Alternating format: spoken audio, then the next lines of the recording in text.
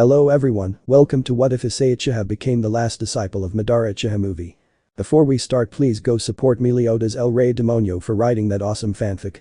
This is the translated version I made. There will be some mistaken character's gender, but of course Isay is a male. A story in which, as in the original Naruto series, everything is perfectly planned from the beginning. Chapter 1. Death and Resurrection. It all began on that tragic night when no one expected such an event to happen that would change the magical world. A night when there was supposedly peace, but as everyone knows, villains never rest, so we find ourselves at the moment when Kuroka, Kaneko's older sister, kidnaps her, so Rias and Isay decide to go and rescue her from the forest at the hands of the Nekomata, who finally appears lying on a tree branch. So I finally meet the drag wielder, with his typical smile. You? Who are you? Give Kaneko back to us right now. The brown-haired boy would demand angrily. The Kaneko? But why should I? If she's my little sister, she belongs to me more than to her, I would answer, looking at Rias. That's not true. She became mine since she joined my entourage and you abandoned her. The angry demon would shout.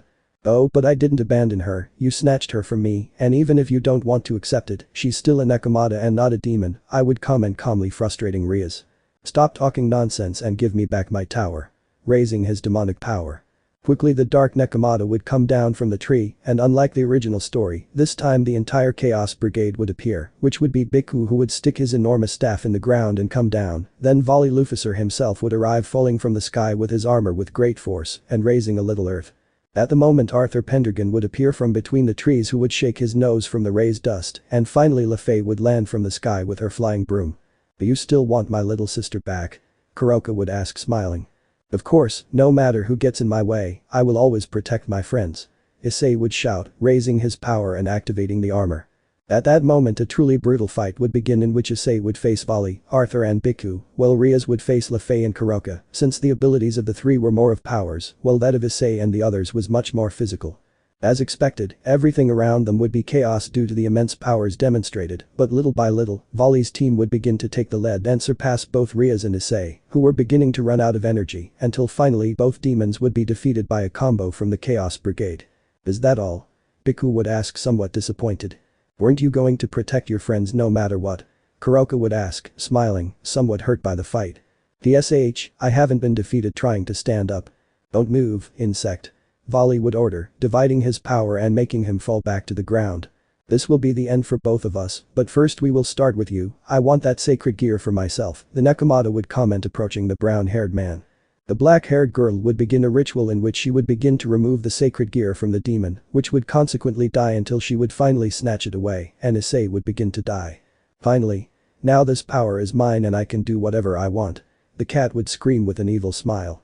Get this over with once and for all, and let's go, Arturo would order, tired of the whole act. Well, now it's your turn, Redeed. I don't want anything from you because you have nothing interesting to offer me, so I'll kill you without further ado with my new power, the Nekomata would say, preparing an attack in the direction of the demon.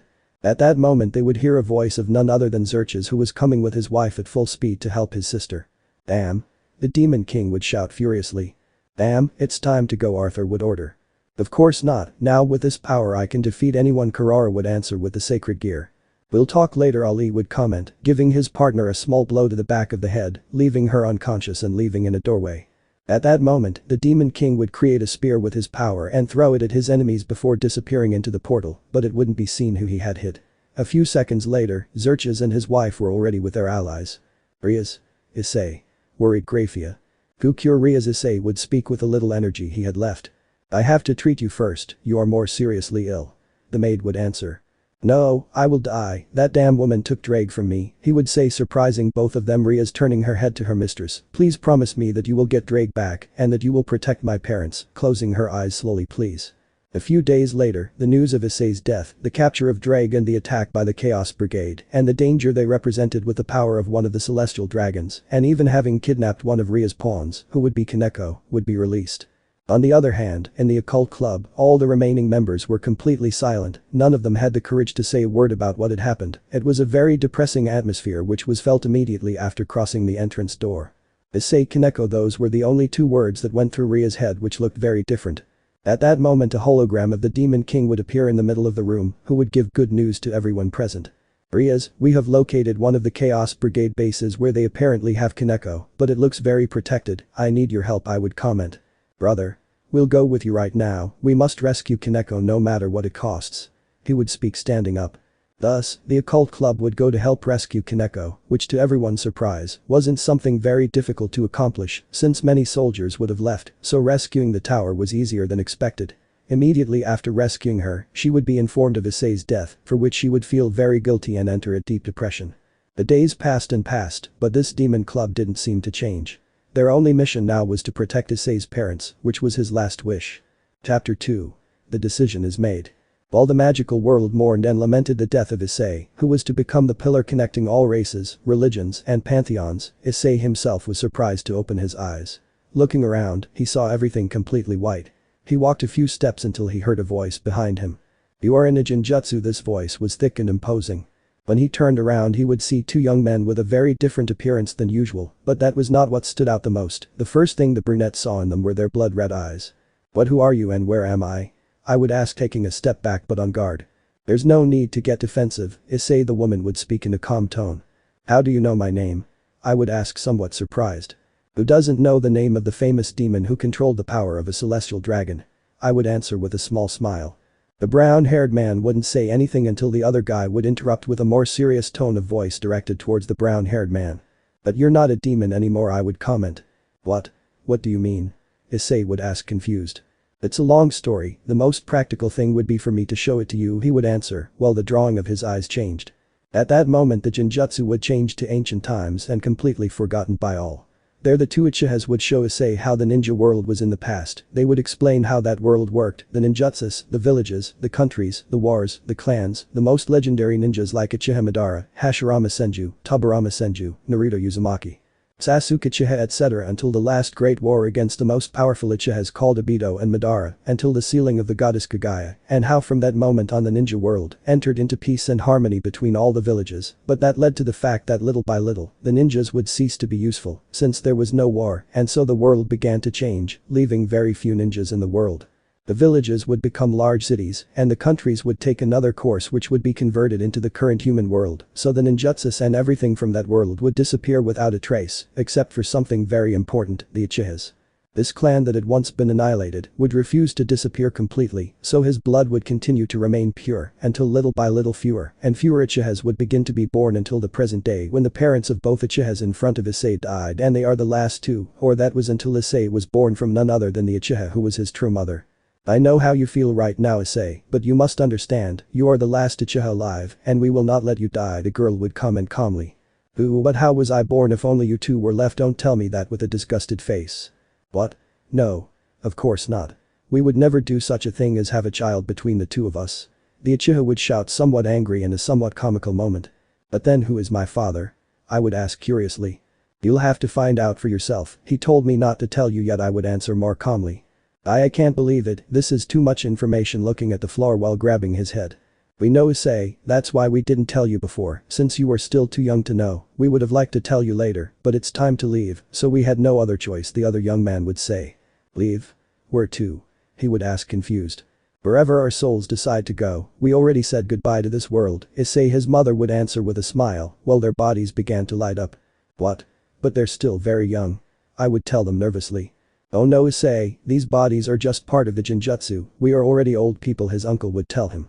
I slowly approaching both of them. "At least tell me your names," he would ask, while a tear came out of his eye. "Of course, my name is Akemi, which means bright and beautiful," she would say, smiling. "And mine is Hideki, which means magnificent opportunity," he would finish with a smile just like his sister.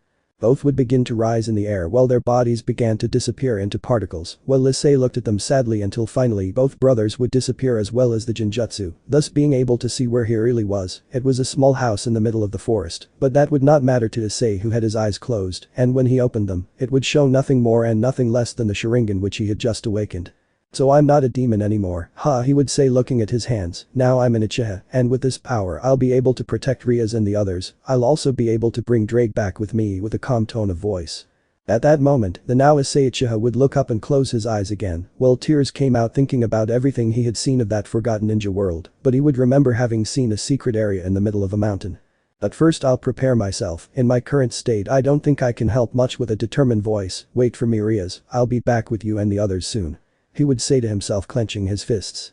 The brown-haired boy would begin to investigate that house and would observe many books and scrolls which were nothing more and nothing less than ninjutsu. There were ninjutsu, jinjutsu and how to train taijutsu, so he would take his time to learn everything he found. As the days went by, he would realize that he had immense potential and was learning at great speed each and every one of the ninjutsu, jinjutsu and taijutsu. Without realizing it, nothing more and nothing less than 3 years would pass in which he fed on wild animals and river water. At no time in those 3 years would he feel that he should return to his old life. The more he read about the history of the ninja world, the more convinced he became that that world should return, that only humanity should belong in this world, since originally this world was reigned by them and not demons or angels or any other race. This was how the powerful Uchiha would finally decide to leave that forest and change this world. I, Issei Uchiha, promise my mother Akemi and uncle Hideki that I will restore the Uchiha clan and the ninja world. No other species other than humans should remain in this world, he would say to himself while walking with a completely different appearance than before. Chapter 3. A new ally. The first thing the new and renewed Issei Uchiha would do is travel to the other side of the planet, more specifically to South America, where he had seen in one of the books in his mother's house that there was a hidden place that only the Uchihas knew of its existence, so he would look for it in some mountains and finally find the cave thanks to some clues that only ninjas could see. Upon entering the cave he would notice how old and damaged it was, but in the center he would observe a different stone. It had an unnatural shape since it looked like a carving, and when he got closer, he would see that there was something written on it, but he would not be able to read it until he remembered what it said in that ancient book. Only an experienced Uchiha with a Sharingan could read the words in that ancient hieroglyph. So the now black-haired man would activate his Sharingan and read those words in his mind, while around him there would be a deep silence. After a few minutes of reading those hieroglyphics, he would close his eyes, breathe deeply, and then simply leave. He would finally return to Japan and decide to get down to work, but not before visiting his parents. He hadn't seen them in 3 years since their supposed death. Therefore, he would walk as if nothing had happened toward his house. But a few minutes before arriving, he would see a huge explosion in the distance, which would worry him and quicken his pace. Upon arriving, he would see none other than his former mistress Rias Gremory, stabbing his father and mother with a large spear in the midst of all the dust generated by the explosion a few seconds ago. At that moment, the Uchiha would remain motionless while his 2 eyes changed shape, thus awakening the Mangekyo Sharingan. The next thing he would see was how the Redeed, whose face he couldn't see because she was facing away, left in a magic circle, disappearing from everyone's sight while her parents fell lifeless to the ground. Ai! The Uchiha would scream with all his might to the sky and with great hatred in his blood-red eyes. The next thing that would be seen of Isay is being at his parents' grave on a rainy day, looking at both coffins in solitude with an empty face, without feelings, but anyone who saw him would immediately notice that in his eyes there was a great thirst for blood. Father, mother, although you were not my real parents, you were the ones who raised me and taught me to have faith and hope whoever you are, but there are beings who do not have the right to be forgiven, so I will not let their deaths be in vain. I will take revenge on those who took their lives, and I will change this world with my own hands, no matter what it costs me, Isay would whisper with a muffled voice. Night would fall and we found ourselves in the old house where the occult club lived, but in which right now there was only one person living there. The rain and the storm would get stronger, so the only tenant sleeping in one of the rooms would have trouble sleeping. This would be Asia Argento, who would miss Isay with all her being until at one point she would hear a loud thunder and the window of her room would open. Why is this happening now? Getting up to close the window in the cold and returning to bed. Isay, how much I miss you, she would say out loud. At that moment the blonde would look at a dark corner and there she would see some very dark red eyes that would scare the Demon King himself. The little demon would scream. Who's there? She would ask scared. You don't have to be scared, Asia, it's me, Isay approaching slowly and seeing his figure thanks to the moonlight. Although the current Isay was very different physically from before, Asia would immediately remember him and knew it was him upon hearing his voice, so she would stand up and throw herself into a hug while crying with joy. Isay, I would say with sadness and joy. You don't have to be sad anymore, Asia, I'm here, caressing her hair gently. A few moments later they would both be seen sitting on the bed while Asia told her everything that had happened in the magical world since he died. What the little demon would tell her is that at the time of his death, the Chaos Brigade with the power of Drag in their hands would begin to create chaos between the clans, which is why the alliance of the 3 great ones, demons, angels and fallen angels, would begin to break little by little until they would finally return to how it was before. Enemy clans while the Chaos Brigade did its thing and attacked the weakest areas of each clan, which is why Xerxes would suspect that this is a strategy by Vali and the others to later deliver a strong blow that would unbalance the power of the races so that they would finish each other off, which is why each of the leaders would set in motion and recruit more and more humans to serve as soldiers in the war that would soon approach. I see, so that's what you're doing now, he would comment with a calm voice, but clenching his fist, which the blonde would see. Please Issei placing her soft hand on her beloved's fist, help us so that there are no more wars, so that innocent people do not die. Now that you have returned you can create peace again, the blonde begged, while her eyes began to generate tears of sadness. Uchiha would see those beautiful eyes, and for a moment he would be convinced by the words of the young demon, but in that moment, he would remember how Rias stabbed his parents, and he would remember his main objective, for which he would stand up with a serious face. I'm sorry Asia, but I'm not the same Issei as before, now my wish is different, so I'll ask you just once, will you accompany me on my mission or will you stay a demon? Stretching out her hand. The blonde would remain motionless at this unexpected response from Issei, as she would quickly realize that he was not the same as before, and not just physically. Issei slowly stretching his hand until finally both hands would touch. What is your goal, Issei? He would ask kindly. I will let them solve their own problems, but not in the human world, this world will no longer belong to them, and I will finish off everyone who is not human, I don't care who it is, he would answer, leaving the blonde perplexed. But Issei, I'm still a demon, head down. Don't worry Asia, you were human before and I can turn you back into a human, I would answer, surprising her. How are you going to do that? I would ask, looking him in the eyes. I created a jutsu, I knew it would be necessary to turn all humans transformed into demons or angels back into humans, which is why I dedicated a lot of my training to this jutsu, I would answer with a small smile. Training? Confused. That's right Asia, I have many things to tell you, come, let's go to the place where I was these 3 years and where I was training, grabbing her like a princess and going out the window while it stopped raining under the moonlight. The blonde would see Issei's face better and notice something very different in it, she would notice sadness, she would notice thirst for revenge, but above all, she would notice love. After a long journey they would finally arrive at Issei's home, which was in the middle of the forest. The blonde would be impressed by how beautiful the house was, and although it wasn't as big or modern as the one the members of the occult club had lived in before, it looked more welcoming and felt more like a real home. Make yourself at home Asia, from today you will live here, from today you will be part of my army, Issei would comment, walking to a door. Army? I would ask, confused. That's right, no matter how strong I am, I won't be able to take on all the clans and pantheons of gods alone, so I will form a small army, but first things first, come, I'll turn you back into a human. Opening a door to the basement. There inside Issei would create a circle with several signs that Asia did not know, and the blonde would sit in the middle, while the Uchiha would stand behind her with his eyes closed and make the seals with his hands to finally rest his right hand on the back of his beloved, who would scream in pain and then faint, but the demonic essence would come out of her body along with the bishop piece, so Issei would seal them in a scroll and hide it. After a few hours the blonde would wake up feeling very different, now she felt totally human, and next to her there was a chair with a note and a cross that said the following. Now you are human, now you can touch this cross with your hands without suffering any harm, I have left you an outfit indicated for you, I hope you like it and visit me in the backyard when you wake up. Meanwhile Issei would be behind the house training with Kunes until he would hear the voice of his new ally. Issei.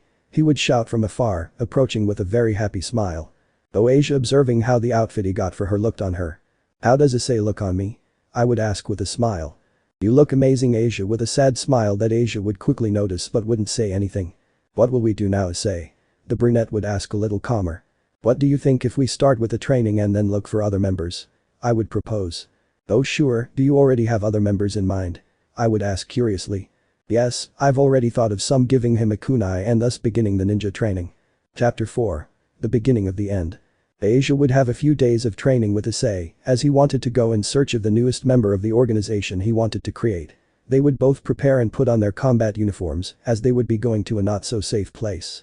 Meanwhile, in another part of the world, in southern Europe, more specifically on the continent of Africa, a war between soldiers and guerrillas was taking place, in which the numerical and armament superiority of the well-trained soldiers would be demonstrated, which would gain advantages over the inexperienced guerrillas. One night like any other we see one of these soldiers heading towards his tent to rest, but before taking off his uniform, he would hear footsteps approaching him, so he would be on guard.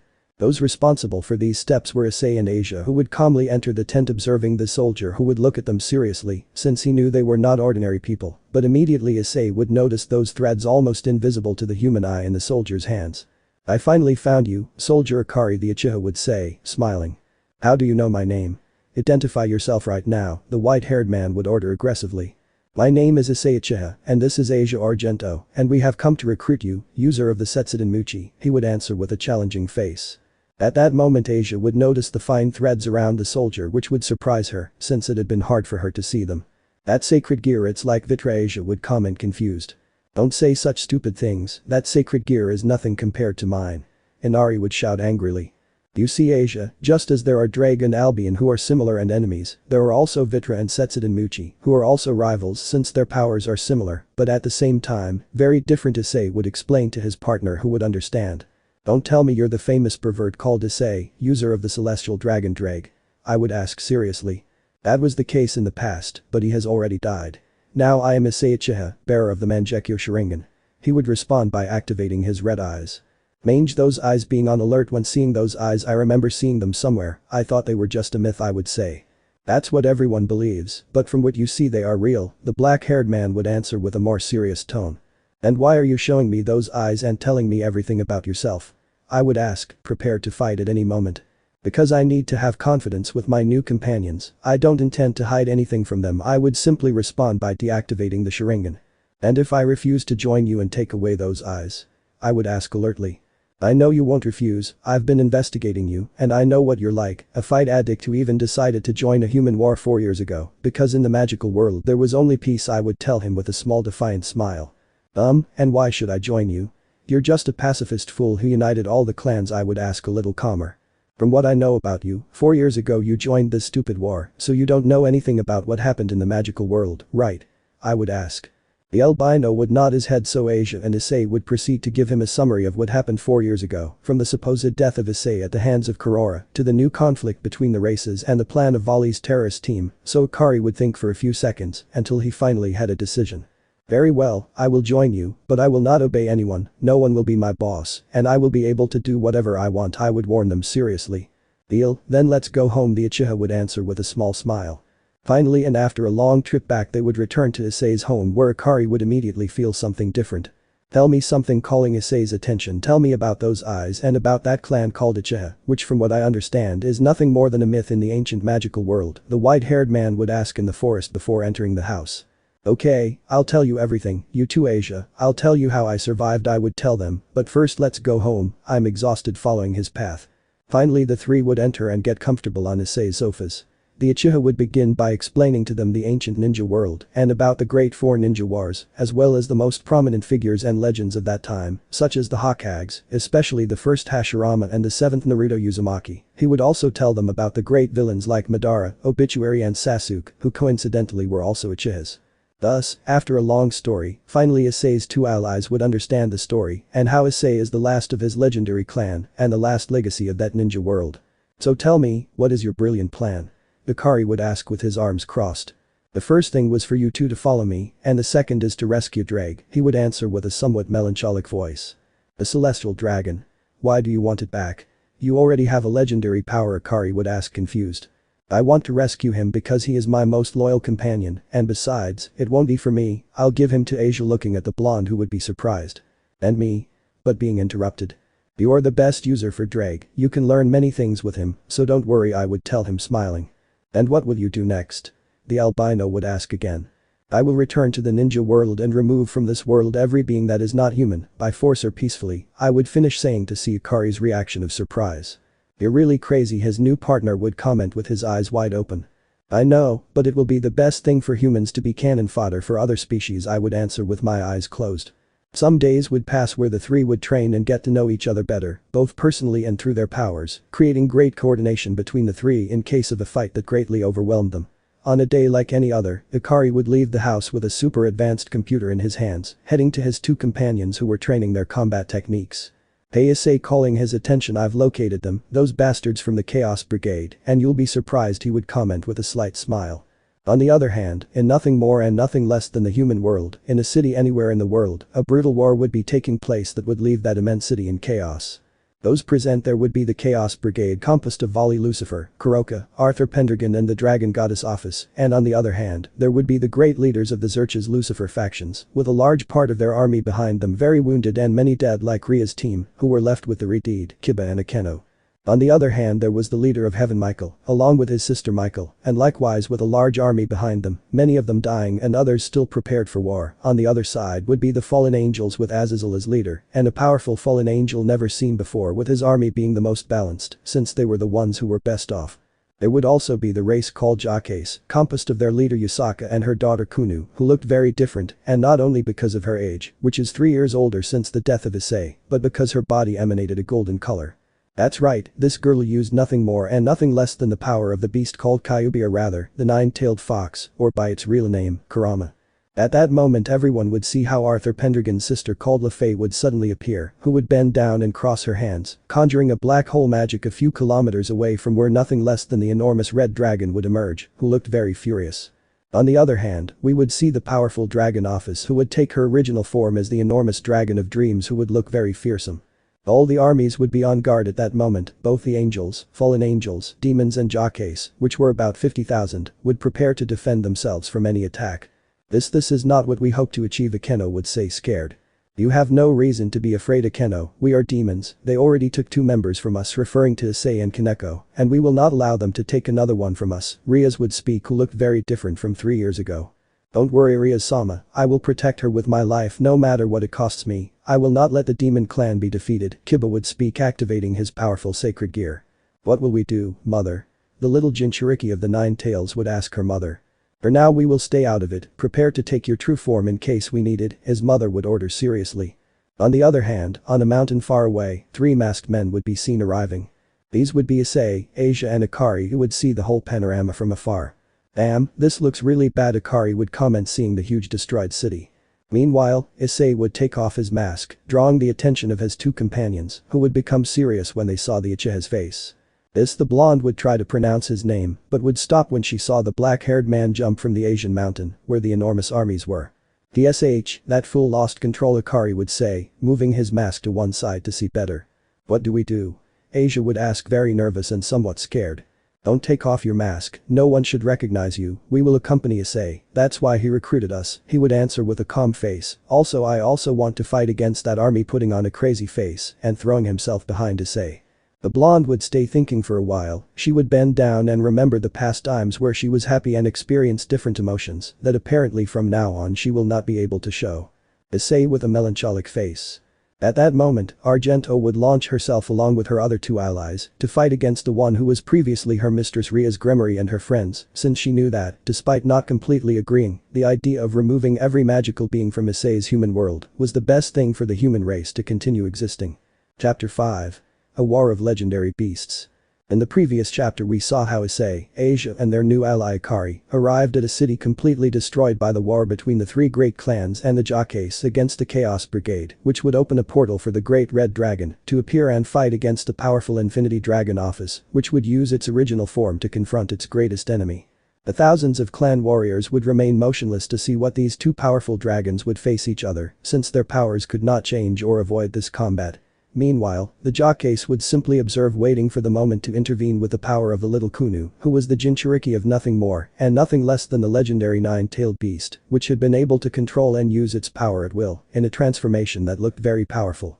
On the other hand, Issei, who would see all this chaos and the thousands and thousands of human deaths in that city, would make him enter a state of uncontrollable rage, so without thinking twice he would launch himself against his enemies, being followed by Asia and Akari, who still had their masks hiding their faces. The powerful Uchiha would run at full speed against the alliance, who would notice his presence without knowing who he was, since he had a very different appearance from the previous Issei. The only ones who would recognize him would be the great clan leaders, who would see the legendary Sharingan in his eyes in panic. No, it can't be, Xerxes would whisper very nervously, taking a few steps back, being observed by Rias and his pawns, who would look very confused. Those eyes, Azazel would say, scared, and that red glow almost trembling. So the last carrier has finally appeared, Michael would speak, and right at the worst moment worried. Attack that guy. Finish him off right now. The Demon King would order at the top of his lungs. I say the same to you. Bring me those eyes. Azazel would order. Angels.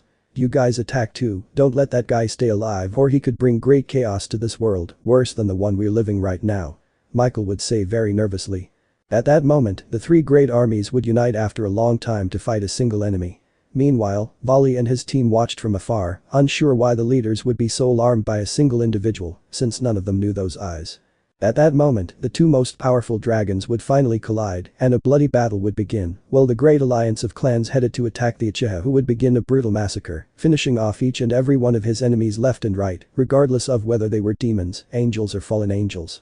Anyone who fell into the hands of the Uchiha was simply beyond saving, his power was too much for such weak warriors who would use all their tricks up their sleeves and all kinds of magic, but none of it would work to even touch the Uchiha, who with his powerful eyes, saw all the attacks directed at him and dodged them with great ease. The great leaders would see with their own eyes how in a moment the black-haired man made a hand seal and spat out an immense and powerful flame of fire from his mouth that would wipe out a large portion of the magical warriors who would not even be able to defend themselves. All those who remained alive would stop the attack and retreat, while Issei would stand still for a few moments, observing the entire panorama and the two immense dragons in the background fighting. On the other hand, Asia and Akari, who were following Issei, would stop in their tracks since in front of them would fall from the sky, nothing more and nothing less than Arthur Pendragon and Kuroka. "And tell us, who are you?" Kurora would ask them with a confident smile. "Soon you'll know who we are, Catgirl, but for now I'll just finish you off for getting in my way," Akari would respond, activating his sacred gear. "I'll take care of this," Arthuro would interrupt. "That sacred gear is familiar to me," moving his glasses back. "DSH damn, then I'll fight the blonde, even if she doesn't seem that powerful," observing Asia without recognizing her, since they both still had their masks on. "Come on little one, why don't you take off your mask? Or will you force me to take it off for you?" With a confident tone. "Don't underestimate me, Kurora, I'm not the same as before, now I'll get revenge for what you did 3 years ago," Asia would answer without mincing her words. "Minus 3 years ago? What did I do 3 years ago? I don't even know who you are," I would ask, confused. "Hey." Akari would call the blonde's attention. "I'm sorry, I shouldn't have said that, but it doesn't matter. I'll get Drake back right now and finish her off." Completely determined. Meanwhile, Volley Lucifer would approach the jockeys who had not yet entered into combat but had a very great interest, and this was the power of the young jockey and the beast inside her. "Are you planning to fight against all of us?" Yusaka the leader would ask with a serious face. Of course, what problem would there be? It's not for nothing that they are considered one of the weakest races, and with so little interest he would answer, smiling confidently. That's what everyone thinks," returning the smile. "I notice your confidence and I think I know why," the albino would comment, observing the transformed Kunu. "Get ready, Kunu. At any moment you will have to defend yourself," her mother would order her daughter. Meanwhile, the fight between the two legendary dragons would be taking place, a fight that would move heaven and earth due to its brutality and its immense powers that surpassed any in this world. Both would fight fiercely, intent on finishing off the other, unaware that there was an Uchiha on the battlefield who would finally, after a few moments of thought, make a decision. All of his enemies watched intently as the black-haired man made a final hand seal, which would cause a sun-yellow aura to appear around him, and little by little, he would begin to take on a skeletal form. At that precise moment, the two bearers of the celestial dragons, Volley Lucifer and Kuroka, who were about to enter into combat, would begin to feel a terrible pain in their bodies and scream effusively as if they were feeling the worst pain ever felt. Everyone would be on alert, but the leader of the jockeys would quickly give an order to her daughter. "Now Kunu." He would order without knowing what was happening to the Albion bear. "Yes mother. Let's go Kurama." The young war would say to herself, which would activate the Kurama mode, which was a huge beast the same size as the two immense dragons Office and the Great Red. Meanwhile, Volley Lucifer would begin to undergo a great change as he would take the form of nothing more and nothing less than his sacred gear, or rather the locked celestial dragon Albion, as well as Kurora, who would take the true form of Drake, who, without knowing why, could control their true bodies. "What happened?" Albion would ask himself, confused. "I'm finally free." Drake would shout very happily. At that moment, everyone's attention and gaze would turn to one place, and it would be the powerful Uchiha who finally invoked his powerful ability called Susanu, which was a huge golden creature with armor and wings that helped it float. What's happening?" Rias will ask. "Who is he?" Referring to Issei. "Why did Drake and Albion take their real forms?" Everyone was completely in shock by what had happened. This was no longer a war between simple human-sized soldiers. Now in front of them were beasts the size of mountains like the two office dragons and the red one, the nine-tailed beast, the two celestial dragons and Issei Susanu. Chapter 6. Legendary Beings. In the previous chapter we saw how finally chaos had been unleashed between the most gigantic and powerful beings in the world, which would be the Great Red, Office, the Jinchuriki of the legendary beast Kyubi, the two celestial dragons Drake and Albion, and finally Isay, who would use for the first time the powerful Susanu, which was an enormous golden aura, in the shape of a warrior who did not possess any weapons, but instead possessed gigantic wings that would allow him to fly. There would be a few seconds of tension in the atmosphere as the warriors of the three great clans Demon, Angel, and Fallen Angel would know better than to intervene in such a fight, as they would easily die, just like the leaders of each clan. The most powerful, as mentioned above, would see themselves as such, but the one who would draw the most attention would be Isay, who would be recognized by each and every one of them. "Those eyes Great Red would say to himself, seeing the Mangekyo Sharingan.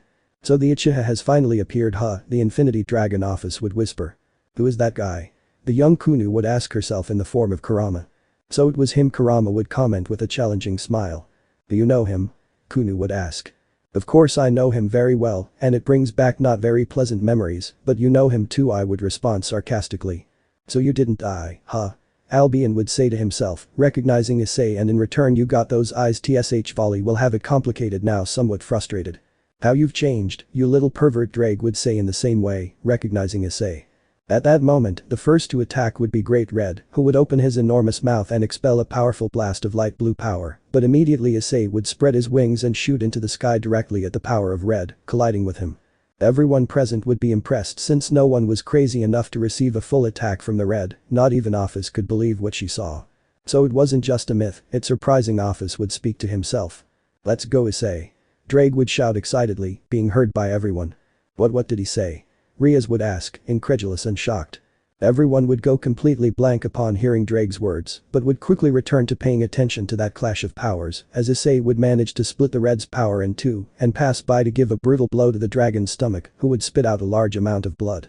Immediately the Uchiha would turn to see Office, who was somewhat far away, but at the same height in the sky, since she had momentarily stopped her fight with the Red and would immediately be on guard, but Issei would fly towards her, grabbing her by the neck and letting himself fall at full speed, crashing against the solid ground, although she would try in every possible way to free herself from his grip. He just surpassed the two most powerful dragons, as if it were nothing, Akeno would comment, shocked, just like the thousands of spectators. How is this possible? Who is he? Michael would ask himself worriedly. You'll pay dearly for that blow, Uchiha Snot, the furious Red One would speak. At that moment, the enormous dragon would begin to expel an extremely enormous blood-red aura, which increased the temperature so much that it burned the armor of soldiers who were far away and melted the earth itself. The Uchiha would also hear a loud roar coming from the furious Office, who would also begin to expel a fierce purple aura. The power of both dragons was so great that the world would completely shake, and a strong tremor would be felt like nothing ever seen before, to the point that it would frighten the leaders of the Xerxes clans, Michael and Azazel, who were completely immobile. Finally, after a few seconds, the two dragons would reach their maximum power, and with it their original forms that no one had ever seen before. These new humanoid forms would surprise everyone, as their powers seemed limitless. They were more like gods, but not like Odin or Zeus. No, these dragons seemed to be stronger than the very god who died in the ancient holy war. Hey Kunu, go help that fool and take care of Office, Kurama would speak inside the girl. What? Why should I do that? I would ask, scared. Because that guy, no matter how strong he is, won't be able to handle both beasts at the same time, smiling also, you shouldn't be afraid, my power is superior to that dragon's with a confident tone. Now Uchiha, I will return that blow to you 1,000 times over, warned the Red with an imposing voice. Of course not, stupid dragon, I will be the one to finish him off, Ophos would say from the ground, watching Issei. At that moment, already at an impressive speed, Kunu would get in front of the enormous dragon, which would become serious upon seeing that power. Now you will face my little dragon, Kurama would speak with a mocking voice. Kyubi? This has nothing to do with you, so don't interrupt my fight. The upset dragon would say. Oh, of course it has to do with me, since that guy entered this war with those eyes, I found myself involved, I would answer, smiling. Meanwhile Issei would turn to look at the Red, who would stare at each other in their maximum powers, but at that moment a strong pain would take over one of Issei's eyes, which he would try to ignore, but he couldn't. Your eyes hurt, don't they? The Red One would comment, smiling. That's none of your business, worm. He would respond somewhat angrily. You are losing your sight, that is because you do not have the perfect Manjikyo Sharingan, and you will not get it either, since you are the last of your cursed clan, and with all the power you are using now, I believe that by the end of our battle, you will be completely blind, but that does not matter, since you will still die in my hands. In battle pose. Stop talking nonsense and attack me at once. Losing his patience, I don't care about losing my eyes if with that I can finish off all these damn beings and expel them from my world. The Uchiha would say to himself, mentally convinced. Finally the fight would begin between the nine-tailed beast Kurama against the Infinity Dragon Office and the last Uchiha against the Great Red. Chapter 7. The End of the Beginning. Finally, the legendary Great Red and the last Uchiha would be face to face in their maximum powers, about to clash in the presence of the most powerful magical beings in the world and the kings of each race.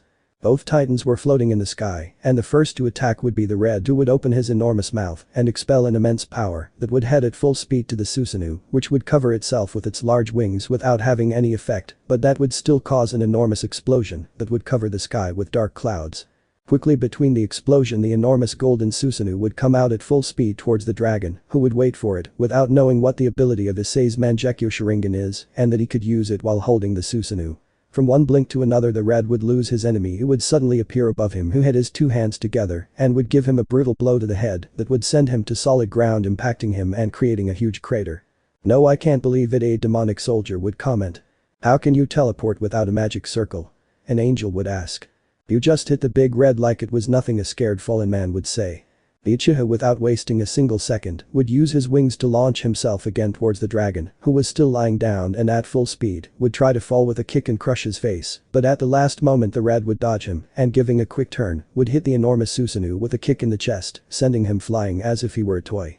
The enormous golden armor would destroy a huge mountain, with the impact that would cause some damage to Issei, who upon opening his eyes, would use the power of his Mangekyo again, and in less than a millisecond, he was already winged with the red, who would not be able to react to the powerful blow that he would receive in the face with his right hand, and then be hit in the chin with his left hand ending with a spin from Issei, which would cut his chest with his sharp wings.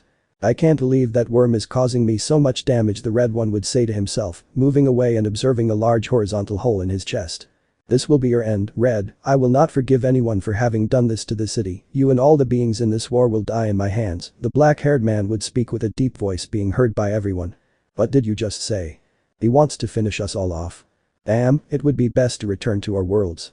These would be some of the comments from some soldiers who, like the leaders, would have heard those words and would therefore make a decision. "All demons, retreat to hell right now. That's a direct order," Xerxes would shout. "The same thing he ordered you fallen angels, disappear right now." Azazel would repeat very seriously. "That's the best idea, you angels too, go back to heaven," Michael would say more calmly but seriously.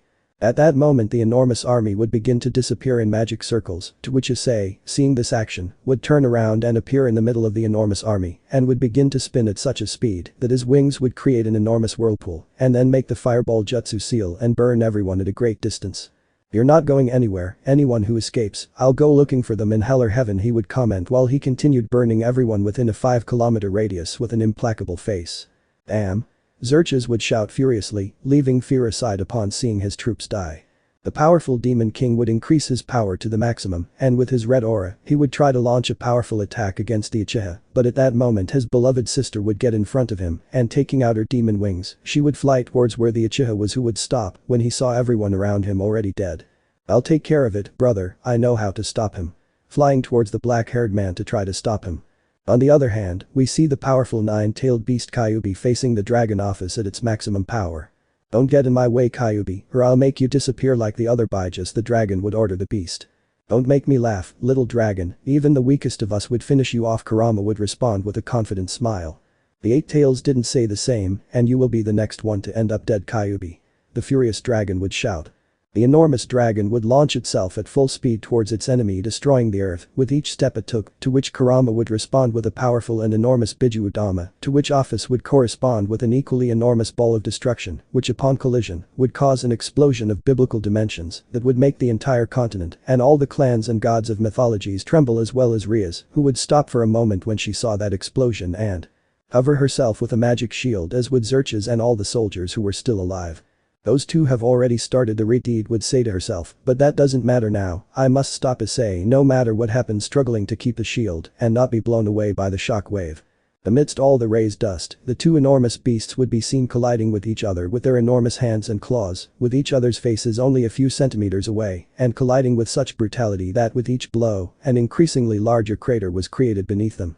A few seconds later both would release their hands and clash their fists with great force, creating an earthquake, but at that moment Kurama, using his experience, would use his 9 tails to capture the dragon, who would not be able to dodge it, and with his free hand, Kurama would grab Office's face to not let her speak and would take a great leap into the sky and then make a quick turn and push her with all his strength against a distant mountain and immediately throw another Biju Udama at her, creating another super explosion. "Good, that will keep her busy for a while," the young Kunu would comment inside Kurama's aura. "Yes, but what worries me most is turning around and seeing Issei in the distance standing in front of the huge army, and in the sky the red who would simply observe." The enormous Susanu armor would still see many living magical beings very scared, so it would take a few steps calmly preparing its next attack until it would stop dead in its tracks upon hearing a very familiar voice. "Stop Issei." Rias would shout at the top of her lungs a few meters from where Issei was, who would turn around. "Why are you doing this?" she would ask desperately. "I'm not Issei anymore, now I'm just an Uchiha," I would answer seriously. So if it's really you, she would speak with a sad voice looking down. I thought you had, with a sobbing tone of voice. I thought you had died. Issei looking into his eyes again, while a tear fell. I don't care what you thought, demon. The Issei that you knew is already dead. Now I am simply an Uchiha, and you are part of my revenge against your world. His world, observing Zeldris and the others. I say, why are you doing this? Why didn't you come back to me? She would ask him while her heart was breaking. Do you want to know the reason why I'm taking revenge against your world? I would ask with a somewhat angrier voice, why did you let them die? I would simply say.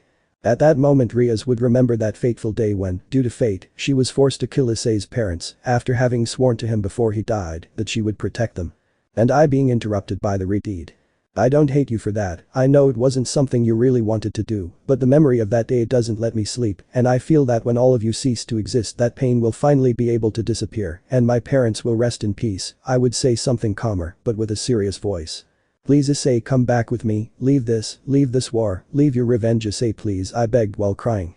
It's too late, Demon Rias, neither you nor anyone else will make me change my mind. The only possibility for me to calm down is for all of you, demons, angels, gods and all the magical beings of this world to die.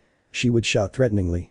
Everyone would be perplexed to know that the guy over there was actually the savior of the three main clans who had supposedly died 3 years ago at the hands of Kuroka.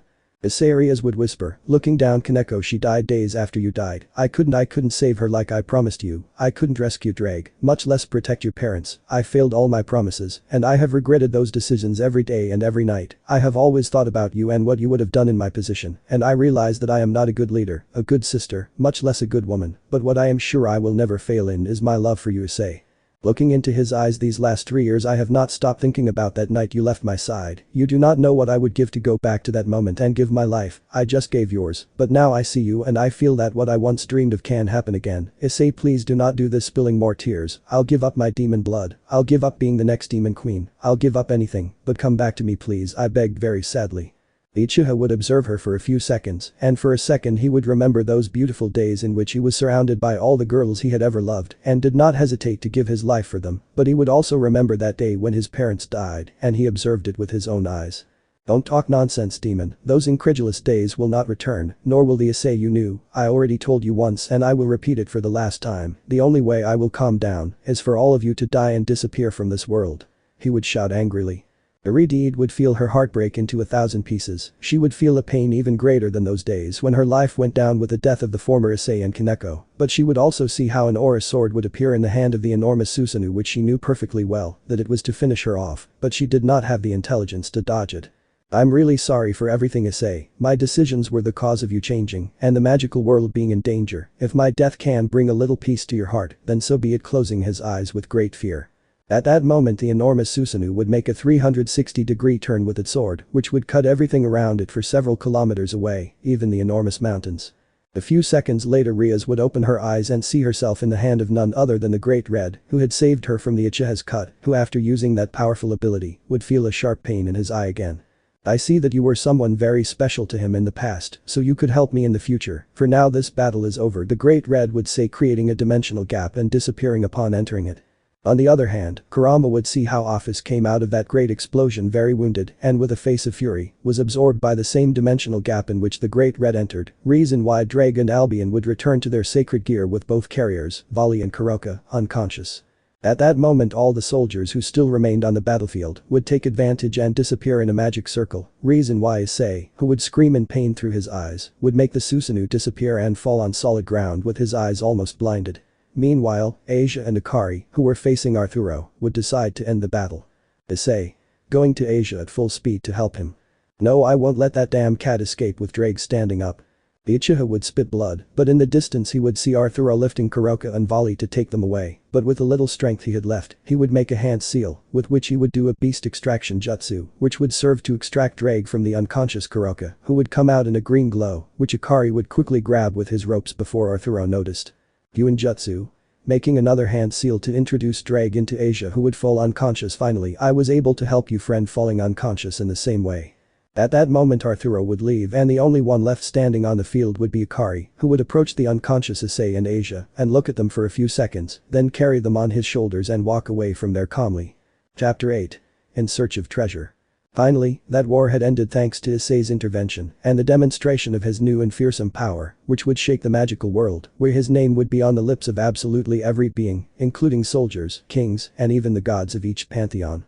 Meanwhile, the Great Red had withdrawn from the fight against Issei, taking Rias' Gremory in office with him. On the other hand, we see how Issei would finally slowly open his eyes to the ceiling of his room, and when he raised his back he would see the rest of his room. How did I get here? He would ask himself, standing up. The Uchiha would leave his room and go down the stairs to see through the window Akari and Asia training in the backyard. Both would be having a small fight with their fists, which looked very even thanks to the fact that the albino would be holding back and the blonde would be giving it her all. But the first thing that would catch Issei's attention would be Asia's appearance, which looked very different. She looked somewhat more mature and less innocent. The black-haired man would try to leave the house to go to them, but at that moment he would fall to his knees, spit blood, and would begin to see everything blurry, which would worry him since he knew why he felt that way. Damn, I think I accessed it the first time I used the Susanu. I shouldn't have used all that chakra. My body is paying the consequences, he would say to himself with remorse. I must find that hidden place before I lose my sight, completely recovering a little. After a few seconds of recovery, he would finally leave the house and go with his companions, who would stop the fight when they saw the black-haired man. Issei. Asia would shout, running to Asia, excited. You finally wake up, Issei, I was very worried. Hugging him tightly. You shouldn't have worried so much about me, you know I won't die easily, he would answer with a calm voice and a small smile. But Issei looking into his eyes while a drop came out of his eyes. I'm fine, Asia, thanks for worrying about me, smiling at me as I wiped the tear with a finger. You were unconscious for a long time, so we took advantage of it to train a little, Akari would comment with his typical serious voice. Well done, Akari, thanks for training Asia for me, with a small smile. At that moment, Akari would notice something Asia hadn't. The sparkle in his eyes had disappeared, not only because he was becoming increasingly blind, but also because his mind and heart were becoming increasingly clouded. But he wouldn't say anything about it. And tell me, how long was I asleep? I would ask them calmly. A month and a half, Akari would answer without further ado. I see, thoughtfully, that's a lot of wasted time, we must move as quickly as possible. But Issei. You just woke up, you should rest a little longer, Asia would tell him worriedly. I'm fine, don't worry. I've rested a lot. The more time we waste, the more advantage we give the enemy. Turning around. We'll leave in an hour, guys. We have to look for something. Entering the house. Issei's two companions would sigh and prepare for a long journey. After exactly 1 hour, the three of them would be completely ready. Here we go, this is going to be a long trip, so get ready, Issei would comment with his weapon in hand. The three would begin running and jumping through the trees at full speed, heading north. At one point during the journey, the three would have a brief but interesting conversation. Tell me, Asia, how have you felt this last month? Issei would ask his partner who followed him. How have I felt? She would ask, somewhat confused. Well, after the war one have not had any collateral damage, she would answer. Why do you ask, Issei? Returning the question. Tell me, haven't you heard anyone's voice in your head? Jumping onto a large branch. What? No, should I listen to a voice in my head? Confused. Do you remember why you lost consciousness in the war? Looking at her, to which she would shake her head. Just before I fainted, I used a sealing jutsu on you, and I was able to introduce Drag into your body. That is the reason why you don't remember how you lost consciousness, and I guess Akari brought us back home. Looking at the albino, who would simply nod. The Drag surprised. I didn't know, at no time did Drag contact me, I would say without being able to believe it. At that moment, Issei would stop on a branch with his two companions and would approach the blonde, lifting her blouse and making the blonde blush, who, very nervously, would pull it down again. It will be quick, Asia, it will only take a few seconds, I would tell her in a soft voice. The still nervous blonde would observe her lover's eyes and accept, so she would lift her blouse, and there Issei and Akari would see the seal on Asia's stomach. I see, thoughtfully. I'm sorry, Asia, this will hurt a little, I would tell her. The blonde wouldn't be able to react as Issei would quickly accumulate chakra in his fingers and stick them into her stomach, turning the seal and opening it, but Asia would end up fainting in the arms of the Uchiha, who would gently carry her, while Akari just watched without understanding what was happening. Do you hear me, Drag? Issei would ask Asia's unconscious body. You finally freed me, buddy. I was tired of being locked up there. I preferred to be in a booster gear. Asia's body would speak, opening her eyes in a very thick voice. The young woman's body would stand up and her appearance would change a little. Her teeth would be sharp, the pupil of her eyes would be like those of a dragon, and her nails would lengthen a little as if they were claws. I'm sorry, Drag, I kept you waiting, but you are finally free. Now you can use Asia's body as long as she lets you, I would tell him with a small smile. That technique of yours is very skillful, much better than being locked in a damn booster gear, I would tell him with a proud tone, but now you will have to tell me everything that has happened during these 3 years that you disappeared and did not rescue me. Sure Drake, I'll tell you everything, I would answer with melancholy. The three of them would continue their journey and Issei would tell his dragon companion everything that had happened. He would understand and thank him for saving him and sealing him inside Asia instead of a booster gear. Finally, after a few hours, Asia would regain consciousness and Issei would explain the situation to him. Now you will be able to use Drake's power much easier than if you had a booster gear, I would tell him. How can I? Confused and surprised. The seal I used to introduce Drake into your body is different from the one God had used to imprison them. This seal is the one that was used in ancient times to imprison the tailed beasts in human bodies. Therefore when using Drake's power it will not materialize as armor, but as a chakra cloak to which you will give shape, but you will also be able to use Drake's original body, in which both of you will be able to fight together, he would explain, surprising both of them, but more than anything Akari, who would look very thoughtful. After a long journey, the three would arrive at their destination, which was none other than Kyoto, the land of the Akase, where upon entering a bamboo forest, they would be attacked by armed birdmen, which Issei would easily recognize. Listen, don't finish them off, just knock them out, Issei would whisper to his companions. Damn, I don't know what we're doing in the Yakai territory, but I hope it's for something useful, Akari would answer, activating his sacred gear of invisible threads. While Asia would prepare for physical combat, just like Issei, who wouldn't even activate his Sharingan. After a brief fight in which the birdmen would end up defeated with total ease, a person would appear from the sky who would move Issei's heart a little. Stop. This voice would order, falling from the sky a few meters away from the three. That's right, this person was none other than Kunu, whom Issei barely saw. He would remember those moments where he met her for the first time, in which she was just a spoiled little brat. Are you Issei? The nine-tailed blonde would ask seriously. What do you want in the Yakai territory? Have you come to finish us all off? She would ask without letting her guard down. Of course not, Kunu, I know that you Yakase are different from the others and that you do not look for problems with anyone, nor do you put humans at risk, so you are an exception, the black-haired man would answer. I see that you have increased your powers a lot and you have grown into a good woman, he would tell her with a kind smile. The Jinchuriki would observe him with a serious face until she finally broke down and launched herself at Issei, in which Asia and Akari would get into a battle pose, but Issei would stop them with a hand sign, since he knew that Kunu had no bad intentions, but quite the opposite, since she would hug him very tightly, while she began to shed tears of sadness and deactivate the Kurama mode, returning to her original form. It's been a while, young Issei, another voice would speak, who was Kunu's mother. That's right, I've come to you to ask you a big favor, Issei would answer. What do you need, Issei? Kunu would ask, separating from the black-haired man so that he could see her true appearance. I need to talk to Kurama, I would say, looking into her eyes. Chapter 9. The Legendary Eyes. In the previous chapter we saw how Issei's team, made up of himself, Asia and Akari, arrived in Kyoto, more specifically to the Jakase's territory, since Issei was looking for something there. Upon entering the territory of these beings, he would run into the teenager Kunu, the Jinchuriki of Kurama, and her mother Yasaka, who was the current leader of the Jakai clan. The young Kunu would be on the defensive, but after knowing that Issei would not be a threat to her clan, she would return to her true personality, a very kind and tender girl who would hug the Uchiha with all her strength, who after a brief and short conversation, would ask to speak with Kurama, for which the five, Issei, Asia, Akari, Yasaka and Kunu, would go to a temple in the Jakai territory in which they used the sealing jutsu on Kurama for each generation, and in the same one in which they introduced Kurama into Kunu. Okay Kunu, switch a few minutes with Kurama so he can talk a little with Issei, his mother would ask him politely. Of course, mother, closing his eyes and concentrating for a few seconds.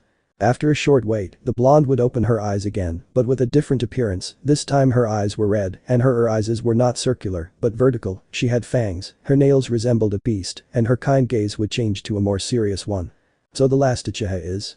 The fox would speak with a thick and imposing voice. What does the last of his clan want with me? Curious. Don't play dumb, Kurama, I've read everything about those times and I know that you lived through the entire ninja era, which is why you also know all their secrets, the Uchiha would respond somewhat seriously. I see, then tell me, Uchiha, what secret do you want to know? I would ask him, interested. I want to know one thing, tell me where the eyes of the Uchihas are, those that the cause of the fourth ninja war hid, I would ask him, looking into his eyes while everyone listened attentively. The nine-tailed fox would think for a few seconds before giving an answer to the question of the last member of the clan that he hates the most and the one who caused him the most problems in the past, until he finally decided to answer. Why should I give you the answer? I'm not obligated to tell you anything, with a small evil smile. You know I'll get an answer one way or another, with these eyes activating the Sharingan in a threatening manner. DSH, all of you Uchihas, despite the years you are still the same trash. You think your eyes can do everything, but you are very wrong, he would speak with fury in his voice, remembering Madara Uchiha and Sasuke Uchiha. I think it would be best to end this meeting, you should leave now, Yasaka would say to Issei and the others.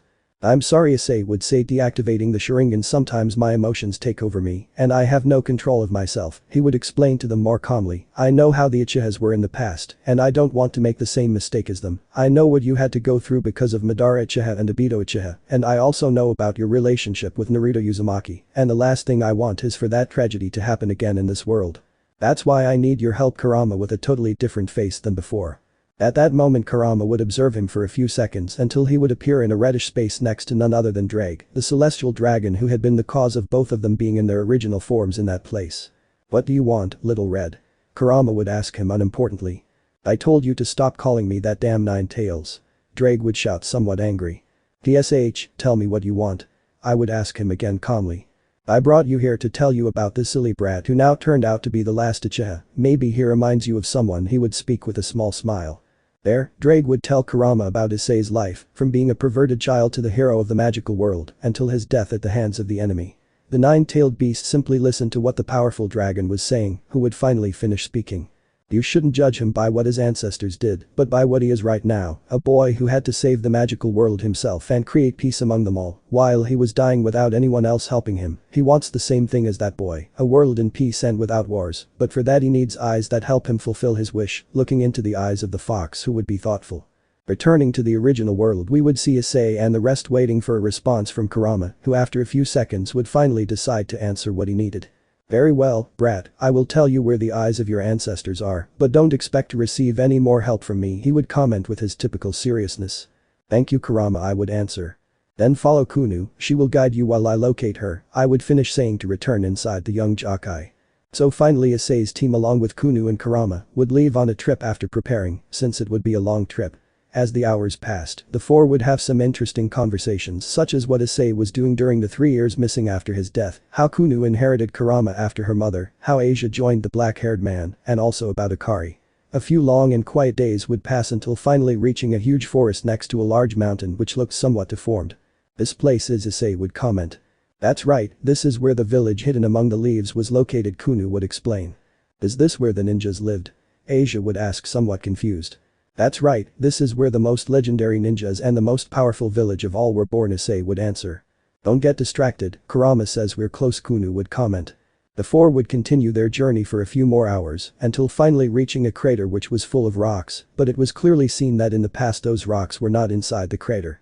The four would manage to enter the cave inside the crater, and after a long search through passages and caves distributed throughout the length and breadth of the subsoil, they would finally find the secret room where those legendary creatures were found. It can't be, Asia would whisper upon seeing that. Those are, Akari would comment surprised. That's right, this is where these legendary eyes remained all this time, Kunu would speak with a more serious tone. The Uchiha present there would simply observe as he slowly approached the many jars with eyes on a wall, which did not seem to have been affected by time. Please, Asia, the black-haired man would say in a low voice. Why yes. Approaching.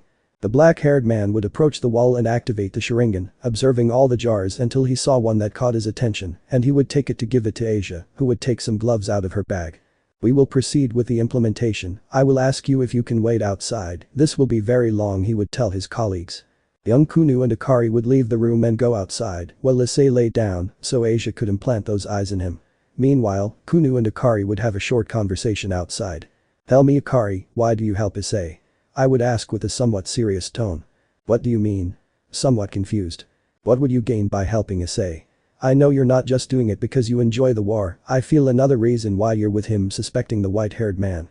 Something like that doesn't have to interest a brat, don't bother me, or I'll finish you off without caring if you have that beast inside you, he would respond somewhat angrily. You're right, I shouldn't care about something like that, but I'll just warn you one thing, if you betray Issei I'll tear you to pieces with my own hands, threatening him while she was surrounded by the Kyuubi's chakra. The white-haired man would simply turn around without caring and walk towards the forest, while Kunu would simply wait for Asia's results. Chapter 10. A message. A full week would pass since the arrival of Issei's team, along with Kunu and Kurama, to the cave where the causer of the 4th Ninja War, Uchiha Obito, had hidden the eyes of the legendary Uchiha clan, and where the last of them, Issei, had undergone an implantation of eyes which were compatible with his own, and where, according to what he had read in the old books that his parents had, he could obtain a new power, and the so-called Eternal Mangekyo. Throughout that week, Asia and Kanu would have nothing else to do but simply wait outside the cave and explore the area while Akari was missing. Finally, the day would come when Issei would be recovered and would emerge from the cave with his new, improved eyes. Meanwhile Asia and Kunu, who were training in some nearby mountains, would feel the presence of Issei, so they would go towards him, but upon arriving, they would find a peculiar scene. In front of the Uchiha was Akari, who seemed to be challenging him to a fight since he had his thread power activated and with a threatening countenance. "What's happening?"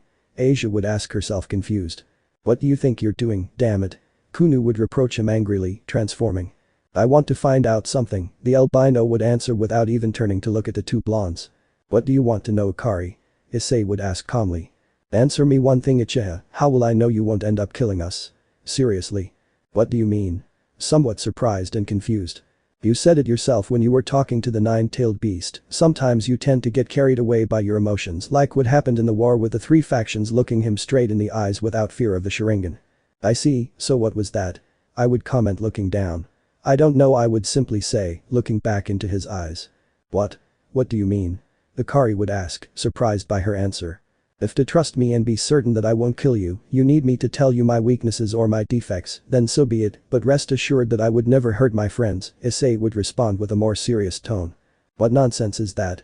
I don't need you to tell me your weaknesses. I just need you to tell me that you won't betray us or harm Asia," he said, somewhat angrily.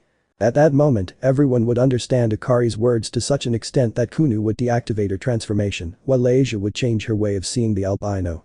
On the other hand, Issei would be a little surprised by those words, since he didn't know that Akari had a strong bond with Asia. Asia Kunu would whisper, "I can feel Akari's emotions, and I feel happy for what I see," with a small calm smile. "What do you mean? What does Akari feel?" I would ask curiously. "He sees you as a little sister," he would answer, surprising the little nun. "I see," Issei would comment, lowering his gaze with a small and free smile. "Okay, Akari, I give you my promise that I will never hurt you, I will never betray you, and I will even give my life for you." Raising his gaze. The white-haired man would observe him for a few seconds until he deactivated his sacred gear of threads and crossed his arms and closed his eyes. That was all, with a calmer tone. "So tell us, what will we do now?" Opening his eyes again. "I was thinking about the next step during the time I was recovering, and I think it's time to do something that would involve the whole world," I would answer with a more serious tone. "But first of all, let's go back to Kyoto. I need to talk something with Yasaka," I would tell them.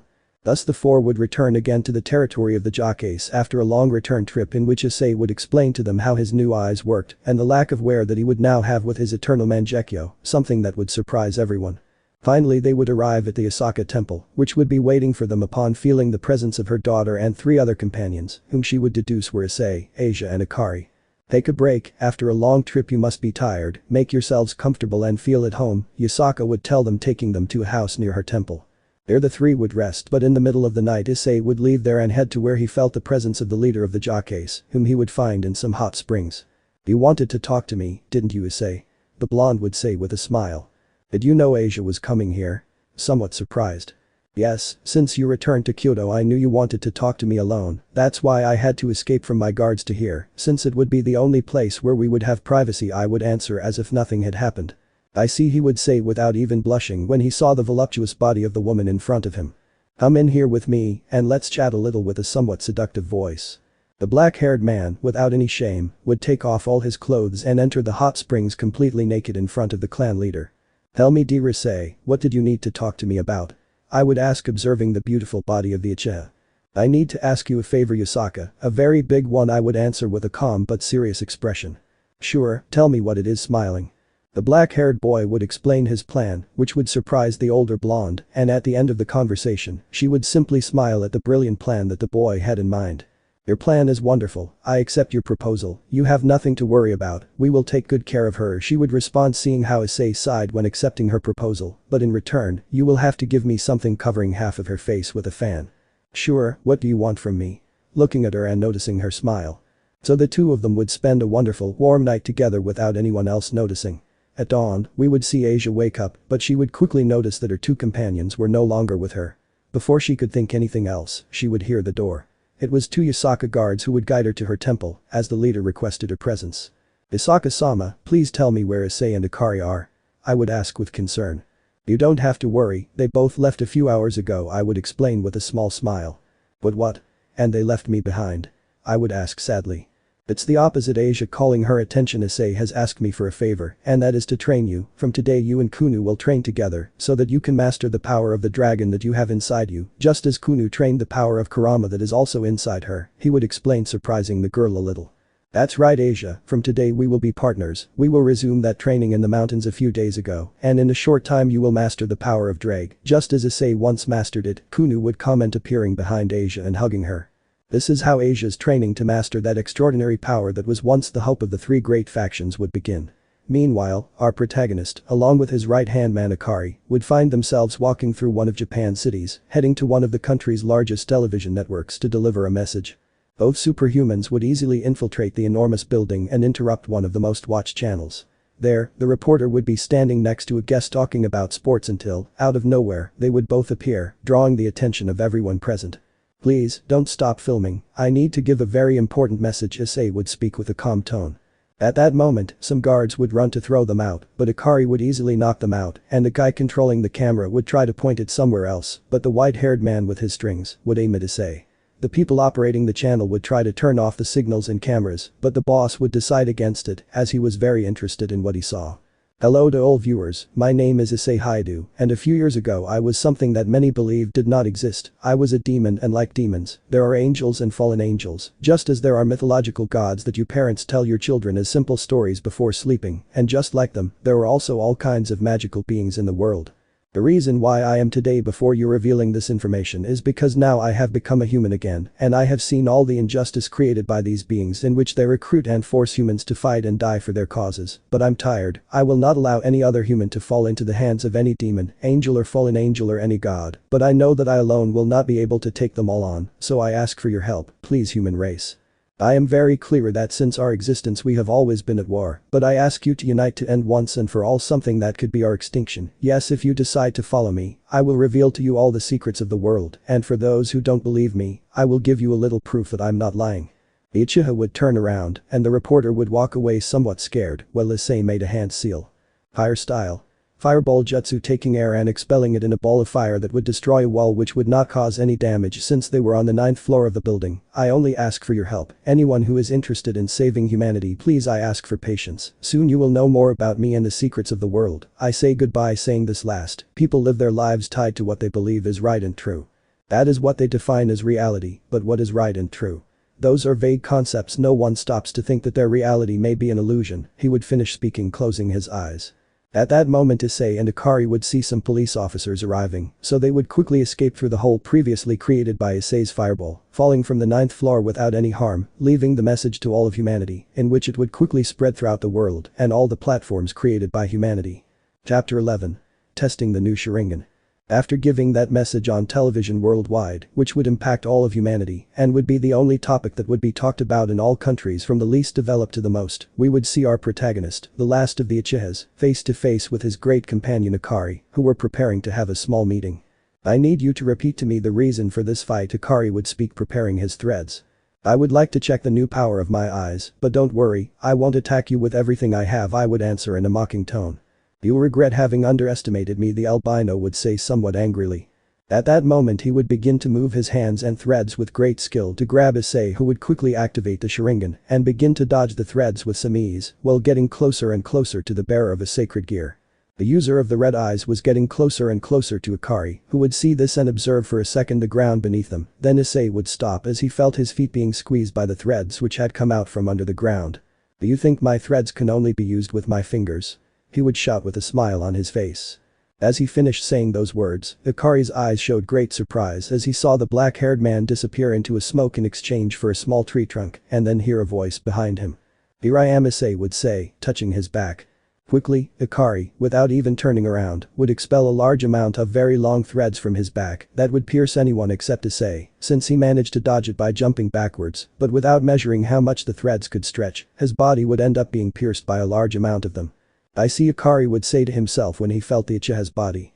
Upon passing through his body, he would disappear in a small explosion of smoke so that the real Issei would emerge from the ground beneath the albino and thus manage to give him a strong blow to the chin. Per se, that would be the final blow to finish off his partner, or so he thought, since hitting his face would feel like hitting a tree leaf, as his body would disassemble into thousands of threads that would trap the Uchiha, and then Akari would appear as if nothing had happened from among the trees with his hands in his pockets. You underestimated me, Issei, and I warned you that I would not forgive you, looking him directly in the eyes without fear of the Sharingan. DSH, you tricked me, you made me believe all this time that this was your original body, somewhat angry but smiling. At the moment the fight began I realized that you were underground, since one of my threads touched you, and I can feel everything that my threads touch, so I took advantage of the fact that you can't see through things, and I stepped back leaving a clone of threads. I would answer calmly, I also have my own clones, with a confident smile.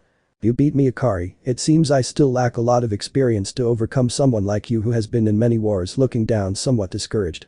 In fact, it's the opposite, calling his attention. The moment I looked into your eyes, you could have defeated me by using an illusion, or using that teleportation technique, or simply the Susanu approaching, while removing the threads from his body. You have many tricks up your sleeve, Issei, but you don't know how to use them. I will teach you how to use in a good way all those jutsus you learned, but first I will introduce you to someone who in a fight against you can be more effective, and who will help me train you properly, he would tell him with a small smile. Both of them would prepare for a short trip to one of Japan's smallest cities. There, they would both dress in casual attire, as they didn't want to be recognized after delivering that message on television. They would walk to a gym and, upon entering, change to look as if they were going to train there. After a few minutes of exercising just to waste time, the person Akari was looking for would finally appear. She was nothing more and nothing less than a seemingly normal girl like any other human, who would quickly notice the presence of both of them and would approach with a smile. Well, look who we have here, but they are two world stars, he would speak with a mocking voice. Until you show up, Lizzie, you made us wait a long time, Akari would answer looking into her eyes. It's been a while, silly fight addict, are you looking for a second chance? I would ask him as if nothing had happened. Of course not, you stupid gym addict. Losing a little patience, well actually yes, but not with me, but with the one behind me, turning to look at him. Oh, but it's you, the one who gave that message, approaching and looking at him closely, that feeling, are you a ninja? This question would surprise Issei since he quickly realized who he was and would only respond by nodding his head, confirming what the woman had said. Okay, then follow me, this will be fun, leaving the gym being followed by both. The three would quickly leave the city towards a huge uninhabited place surrounded by small mountains, which Issei would observe and would give him a small chill. It is said that a great battle took place here in the past, and that is why it was so destroyed. Do you want us to continue destroying it? He would speak in a mocking tone. This place gives me the creeps, but if this is where you want to have a fight, then so be it. Activating the Sharingan, this woman is not just any woman, I can feel it, he would say to himself seriously. Before we start the fight, what do you think if we have something at stake? I would ask, drawing both of their attention. What do you mean? Issei, somewhat confused. Don't think that I will only fight you because you want to test your powers, right? He would answer, raising his arms. I see, so what is it you want? Watching the woman smile. If you beat me, I'll accept being your teacher, but if you lose, you'll give me the Uchiha eyes that you have hidden. The black-haired man would open his eyes in surprise, and Akari, who was somewhat distant, would quickly stand up upon hearing this proposal. Of course not, that's not something you or I can control, Lizzie. The albino would reproach. That's not your decision, the one who should answer is if he wants me to train him properly, smiling, waiting for an answer. After a few seconds of thinking, the black-haired man would have an answer to that woman's proposal that would make her happy. I accept, that's what I would simply say. Both would position themselves, and after a few seconds of tension, they would begin to run towards each other, starting with a strong fist bump that would create a small crater between both of them. I was right, he is not just anyone, Issei would say to himself upon feeling his strength. Then both would begin a small, very even jutsu fight in which they would hit each other and block all kinds of blows, as if they had fought thousands of times. They are very evenly matched, this will be fun, Akari would comment to himself. At one point Issei would receive a kick to his stomach, followed by a strong blow to the chin that would push him away and raise him a few meters, but he would quickly recover and do a fire jutsu. A fireball straight at the fighter, who wouldn't even try to dodge it, since to Issei's surprise, a huge tentacle would come out of her back, launching the attack in another direction. But what? Surprised Issei. Without wasting a second, the brunette would run to where Issei was going to fall and throw a powerful blow to his face, which would be blocked by placing her two hands in an X shape, but she would still fly several meters. Then I'll do this, making a hand seal.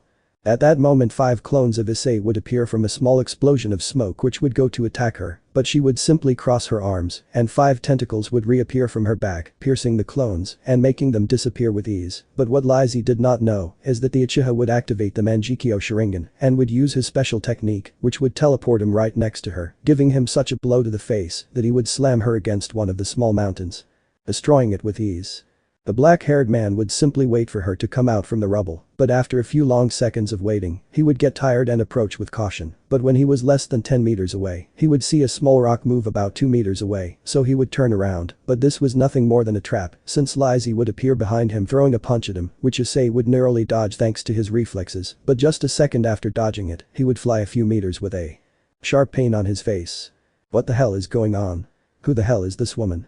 First tentacles and now she's hitting me without even touching me, he would say to himself. He would quickly stand up and upon observing Isay, he would notice her new appearance and her eyes which looked like a toad's. Chapter 12. Fight and Meeting. In the previous chapter we saw a small fight between companions, Issei against Akari, in which the latter emerged victorious, but neither of them used their maximum powers as they were very different opponents, which is why Akari would introduce him to a war who, according to him, could face him even with his incredible red eyes.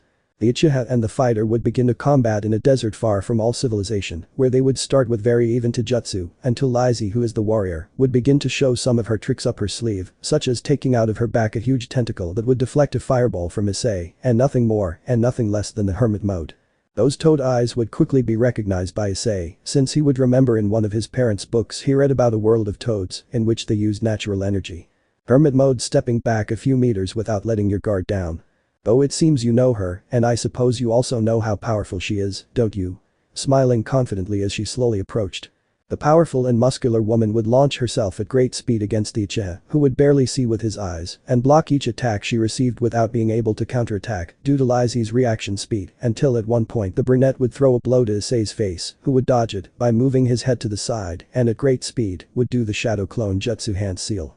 Thus 2 clones of Issei would appear next to Isay, who would try to back down, but the real Issei would grab the arm with which she tried to hit him so that she would not flee, and thus the other 2 clones would give her a great kick in the stomach that would send her flying.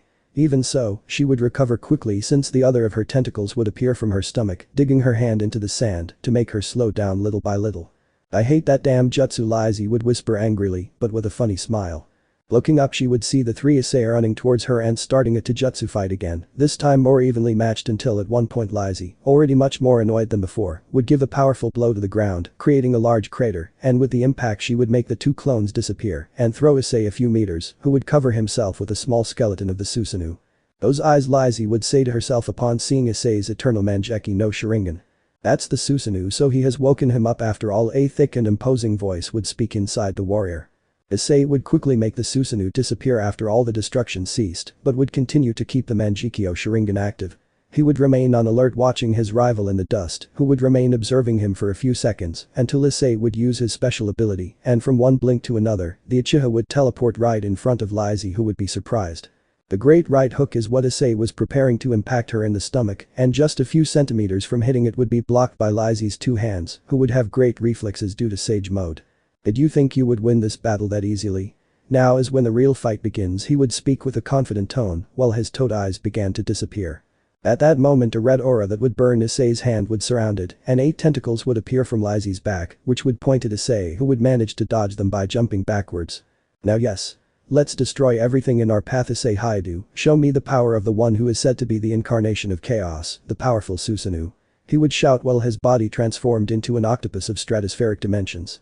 Not even the tallest skyscraper on planet Earth could reach the stomach of this 8-tailed beast, or rather, this octopus. This transformation would surprise even Akari, who hadn't known this side of Isay, even though he'd known her for many years. He quickly stood up and thought for a few seconds. On the other hand, Issei would be amazed to see this beast, but would decide to respond in the same way using his most powerful arsenal, and the one that Isay wants to fight with, nothing more and nothing less than the Susanu, for which he would join his hands and little by little, would begin to materialize his chakra in an enormous yellow armor with wings the same size as the 8-tentacled octopus. So this is the famous and legendary Susanu, Isay would say to herself, who was in an alternate space next to the octopus. Don't you dare underestimate him, the Uchihas were always a pain in the ass, the Hachibi would warn his Jinchuriki, who would only smile.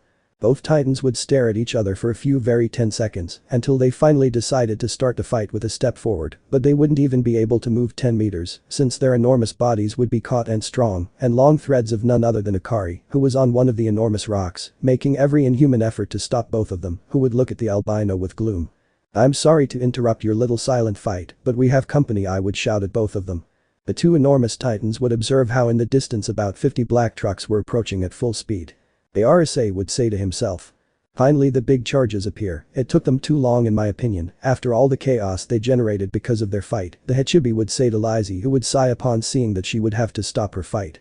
Both warriors would return to their human forms and wait for the trucks, but both would promise to continue the fight elsewhere. After a few minutes, the 50 dark trucks would finally arrive, and about 10 men in suits and almost 100 fully armed soldiers would get out. "The government finally appears. I was waiting for them," Issei would comment with some seriousness. "So you are the messenger. We were sent here by our superiors in search of you," and you pointing at Akari. "Very well, but I won't leave without her," I would tell them, pointing at Lizzie. "What? I have nothing to do with this, don't involve me, you fool," she would reproach angrily. "It doesn't matter if you don't want to, now that the government knows who you are, you won't even have a normal life like before, and you will be wanted," Akari would comment with her eyes closed. "Don't worry, anyway while we were heading here we saw what was happening and how that woman came out of that huge octopus, which is why we made the decision to take her anyway," another of the men in suits would speak. So without any complaints, the three of them would get into one of the vans and return to Tokyo, specifically to the government building where the bosses of the bosses were located. While there, they would be forced to wear suits since the occasion warranted it. Upon entering a room in which they believed only the president of Japan would be present, they would be greatly surprised to see that not only their president was there, but also the presidents of the 50 most powerful countries in the world, who would have different reactions upon seeing our three protagonists. Chapter 13. World Union. "So these are the young people who caused a sensation all over the world," the president of Germany would comment. "That's right, sir, it's them." One of the security guys who took our three protagonists to that meeting would speak. "Please, take a seat," the president of Switzerland would speak kindly. Our three protagonists, Issei, Akari and Lizzie, would take seats in 3 unoccupied seats at the enormous table where the most powerful people on planet Earth, or rather, the most powerful humans, were sitting. "We're starting the meeting. Please, if anyone has any questions, raise your hand first," a mediator would comment respectfully. "I am the first to speak," Issei would say, drawing everyone's attention. "As you all have already seen, I was the one responsible for humanity, knowing the secret that you all were keeping for so long, and I do not regret it at all. I am determined that humanity defend itself from magical beings seriously." "And how will you do that?" Raising his hand, the president of Scotland. "All those humans, whether men, women or children, will undergo training that will push them beyond their limits," he would respond calmly. "And what exactly would that training consist of?" "Since, as you know, the strongest human currently in existence is nothing like a low-class demon," the president of Italy spoke, raising his hand. Note: everyone is speaking in English and not their own languages.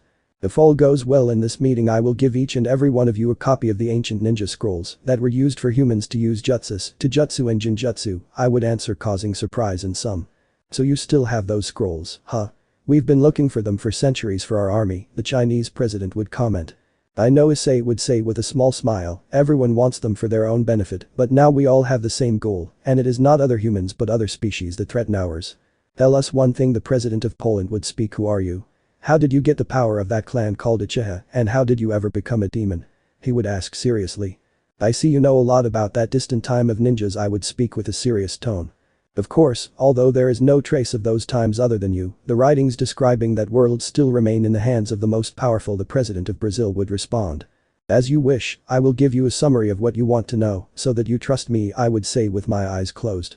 So Isay would tell them how before he was a simple boy until a demon turned him into her servant, and then he became a hero in the magical world until he died but was rescued by his parents, the last Uchihas, who would tell him everything about the ninja world and how he spent 3 years training in secret with the ancient books and scrolls that his parents had left. After that long story, all the presidents would understand the Uchiha situation and the reason for his reasons. Truly, we, like you, have lived with impotence, seeing how our race is used as cannon fodder by all those demons, angels and all those species that only use us for their benefit. It is for this reason that we have sought for so many times the roles that you have for our armies, commented the president of Russia, Vladimir Putin. But now we are willing to help you. We will take charge of training all those who want to be warriors, and we will give a message to the world so that they know the truth about supernatural beings, the president of France would speak. But first of all, we want to know what you have planned after our warriors learn the basics of ninja techniques. Curiously, the president of Canada. The first thing we will do is hunt down all those who are not human, lock them up or kill them, I don't care, none should remain in our world, then we will go world by world, hell, heaven, Olympus, Asgard etc. and we will force the kings to not let any of their race pass to our side, and if they refuse there will be war with a totally serious tone. All the presidents would be shocked by what that young man had said, unable to say a word until the most powerful of those men in suit spoke. I disagree, all of them were using us for hundreds of years for their wars, causing chaos and destruction in our world by being in the middle of all their territories, but it is enough, today is the day when humanity will once again have control of everything as it was in the past. The President of the United States would speak encouraging everyone else. I agree, the President of China would say. Me too, the President of Russia. Same to me, the President of Japan. So it's unanimous, isn't it? The President of England. Apparently so, the President of South Korea. All the other men and women in suits would accept what the Uchiha had said, who would feel satisfied with the meeting he had just had with the most powerful humans, and after that he would use a summoning jutsu, in which were all the copies of the original scrolls, with the secrets of jutsus, taijutsu and jinjutsu, with which humanity would finally put an end to its slavery. This is how the great presidents of the world would give the news in their countries that the information that had circulated for days had been real and that they had formed an alliance with that boy. So all those who want to be part of this new fight against magical beings will have a special training in which they will obtain powers never before seen, and that is how finally, and as it had not been seen for millennia, humanity would unite for a cause. And the cause would be not to be extinguished by this war that will come against beings that many believe did not exist, such as demons, angels and fallen angels, gods of mythologies etc.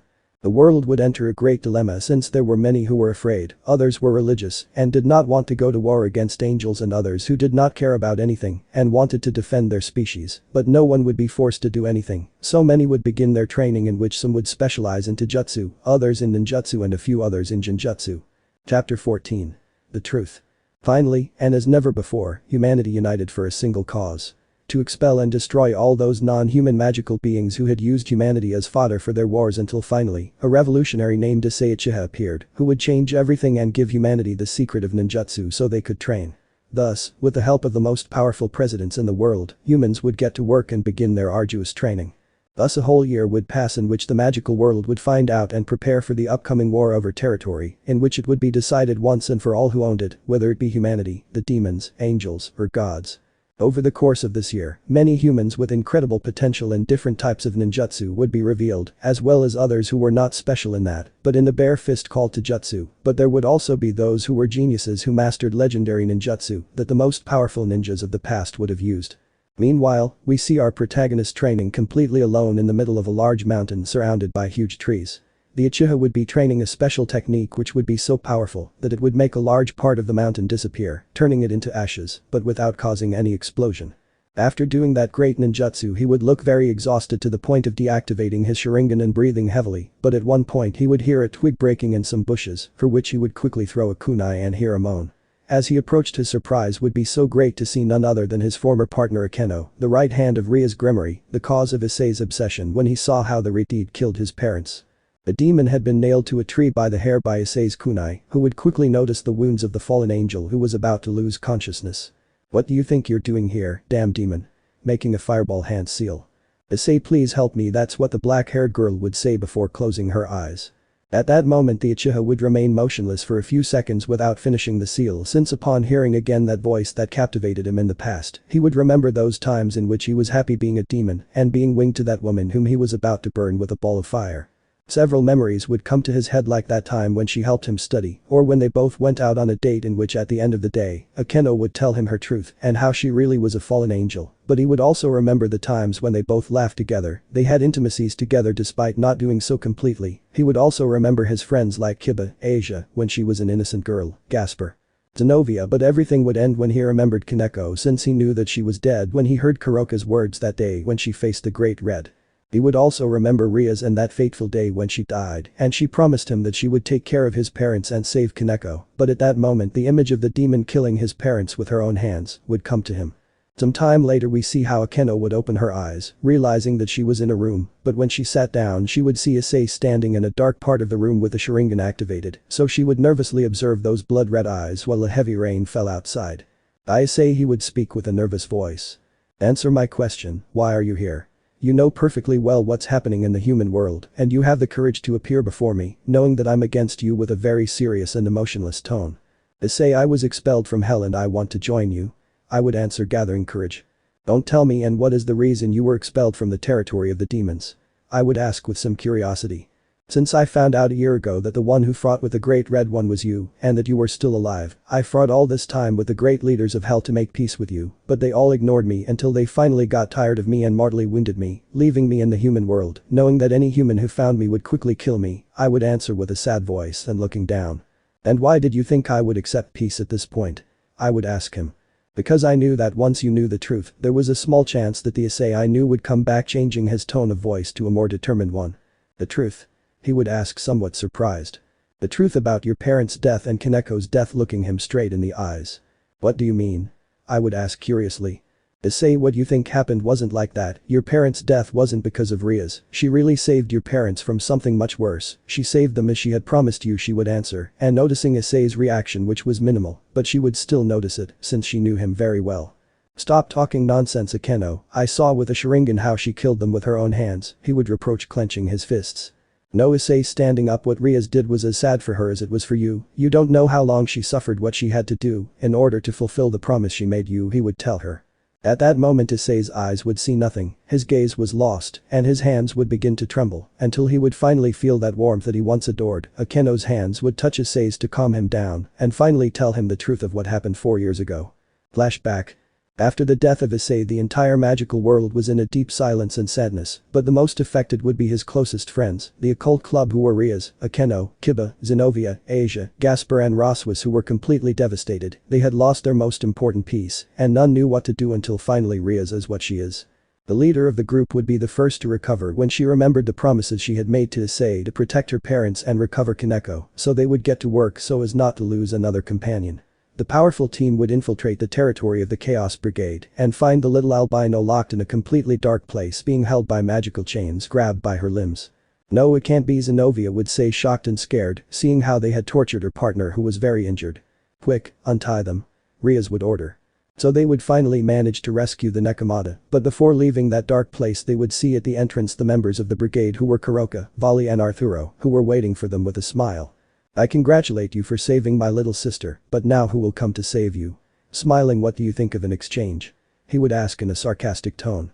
Damn, what do you want? The red-haired demon would scream.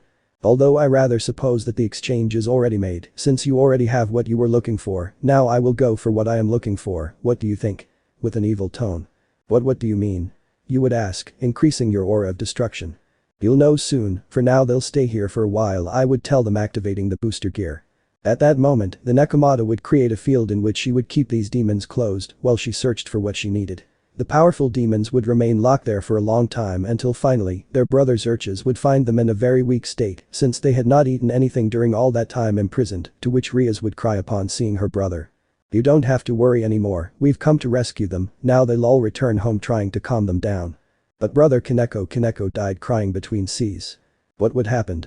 The Demon King would ask, shocked. His wounds were not healed in time, his body was very badly injured, and on top of that, they injected him with a powerful poison, from which we could do nothing but wait for his death. Akeno would answer with the little strength she had left. Brother, you would speak. Kuroka said she would look for something that mattered a lot to us, and they are losing consciousness. The Demon King, along with the soldiers he had brought with him, would carry the women and take them home, waking up several days later already recovered.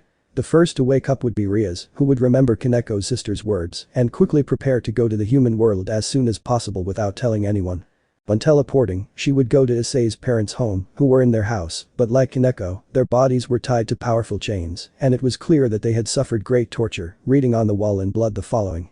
This happens to you for having fathered a shitty son, referring to Issei and all the problems he gave them while he was a demon. No, it can't be, she would say to herself, laughing and getting angry. Oh, so you were able to get out of that place alive, huh? A voice would speak behind who belonged to Kuroka. You'll pay for this. Rias would shout furiously. And what will you do? With a smile, the cat. Take this. Preparing a super attack. At that moment, his two arms would be stopped from behind by none other than Issei's parents, who looked very different. They looked like zombies, but much more terrifying. But it's the only thing that would come out of Ria's mouth when she saw them. Didn't I tell you?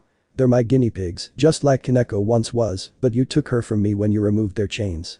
That's why we made an equivalent exchange, don't you think? I stopped experimenting on my own sister to experiment on those you swore to protect. Smiling evilly. The demon would try to get rid of her in-laws, but they would have great strength, so Kuroka would approach and prepare a great power to finish her off. "With this I'll get rid of an important piece of hell," the Nekomata would speak, about to kill her. At that moment Rias would raise her maximum power, and together with Kuroka's attack, a great explosion would be generated, in which Kuroka would be very injured, for which she would be forced to escape. Meanwhile Rias would have a great hole in her stomach, but among the chaos generated by the destruction of the house. Issei's parents would be seen appearing among the dust, very damaged, but still being able to move, since their only objective was to kill Rias, who would hear for a moment the voice of that couple. "Please finish us off," he would say with a little conscience that the father had left. "Rias, end our suffering, I beg you," the mother would say, barely conscious. At that moment, Rias would begin to shed tears and ask Issei for forgiveness in her mind for what she was about to do. She would create a spear of power with a little energy she had left and stab it into both of their heads, thus ending their suffering and disintegrating them in the process. Then, with the last drops of energy she had left, Rias would return to hell, unaware that the latter had been observed by none other than Issei. End of flashback. After that, Rias regretted for a long time not having found another solution to help your parents and was very hurt by failing to keep the 2 promises she had made to you before your death, Akeno finished adding. The fallen angel, still holding Issei's hand, would notice how his gaze was no longer the same. A large amount of feelings would be passing through Issei's body: hatred, confusion, sadness, hopelessness, regret, resentment. The Uchiha's heart would begin to accelerate rapidly, which is why he would feel a great pain in his chest, which would force him to cough until he fell to his knees and finally fall face down, while he felt his head hurt too. "Oh no, a panic attack, Issei. Issei, calm down." Desperate Akeno. At that moment the Uchiha's body would finally succumb to all those emotions and he would simply lose consciousness. Let me know in the comments below if you guys want the next part. Also check out my other video that has been shown in left. Thank you for watching. If you enjoyed this video please like and share this video. And have a fantastic day. Bye.